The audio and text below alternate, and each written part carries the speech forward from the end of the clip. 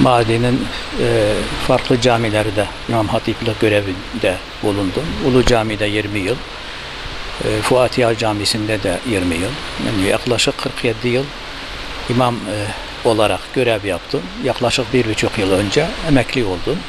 Ama bizde de emeklilik yok yani. Sorumluluğumuz, mesuliyetimiz devam ediyor insanlarımıza karşı, cemaatimize karşı. Şimdi yüce dinimiz İslam, yani evlenmeyi, yani aile kurmayı, çocuk sahibi olmayı teşvik eden bir dindir.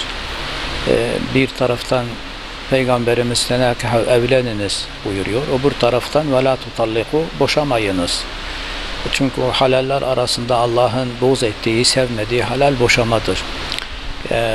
Tabi nikahın temelini doğru bir şekilde sünnete, Kur'an'a uygun bir şekilde atmak gerekiyor. Yani biz kız isterken hangi sözlerle başlıyoruz? Diyoruz ki Allah'ın emri, Peygamberin kavliyle kızınızı işte oğlumuza istiyoruz diyoruz. Aslında bunun manası yani nikahın temeli düğündür yani.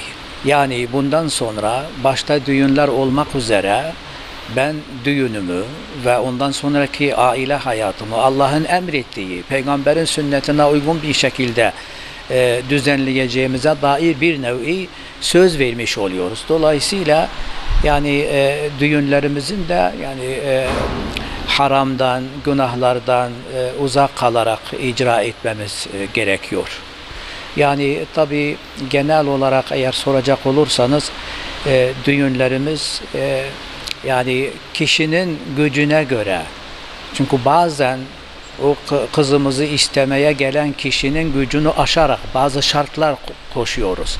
İşte şu kadar altın alacaksın, efendim senin evin olacak, araban olacak, işte nişanı falan yerde yapacaksın, otellerde, yani yemeğin pahalı olduğu yerlerde, yani düğünlerimizi de aslında yani kişinin gücünü aşmayacak şekilde yapmalıyız ve Kur'an'a, halal harama riayet ederek yapmalıyız. Yani bunu yaparsak tabi Peygamberimiz bir hadisinde buyuruyor ki "A'linun nikaha fil mesacid vadrubu aleyha biddufuf." Ya elbette düğünlerimizde eğleneceğiz yani. Nikahı gizli, kapalı yapmayınız. Yani bir kızı istediğiniz zaman bunu ilan edin yani. Nişanlılık bir ilandır aslında. Yani akrabalarına, dostlarına ilan ediyorsun, davet ediyorsun nişana, nikaha, düğüne. Bu tabi sünnete uygundur yani. Ve ama eğlenmek de elbette gerekiyor. O bir taziye değil, bir düğündür yani. Yemek yapmak, velime yapmak, insanları o yemeğe davet etmek, bunlar tamamen dinimizin, Peygamberimizin tavsiyeleri arasındadır.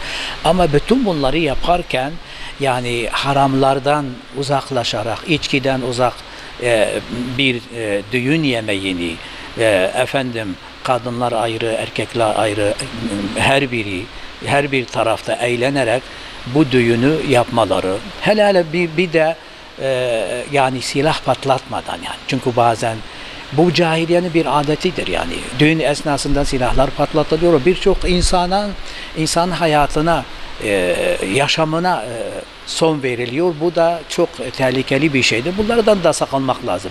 Yani çok pahalı otellerde, efendim salonlarda değil, kişinin gücünü aşmayacak şekilde ve de Kur'an ve sünnete uygun bir şekilde düğün yapılırsa o nikahın, o ailenin temeli sağlam atılmış oluyor. Peygamber döneminde de düğünler vardı yani. Allah Resulü bir gün bir düğüne gidiyor. Yani bakıyor ki böyle suskun haldedirler. Peygamberimiz hayır diyor, kalkın diyor, şiirler okuyun yani. Yani Bedir'deki kahramanlık yapan, savaşan kahramanlardan bahsedin diyor. Yani eğleniniz diyor. Tabii yani eğlenmek tabii ki uygundur ama harama girmeden yani. Günaha girmeden yapmak lazım yani. İnsanları günaha sokmadan. Çünkü neticede bir ailenin temeli atılıyor. Yani ailenin temeli sağlam atılırsa, Kur'an ve sünnete göre atılırsa sağlam bir aile meydana gelir. Sağlam bir aile meydana gelirse sağlam bir toplum. Yani sağlıklı birey, efendim mutlu aileler ve huzurlu toplum. Bunlar birbirleriyle bağlantılıdır. Onun için düğünlerimizi de yaparken yani bunu dikkate alarak yapmalıyız.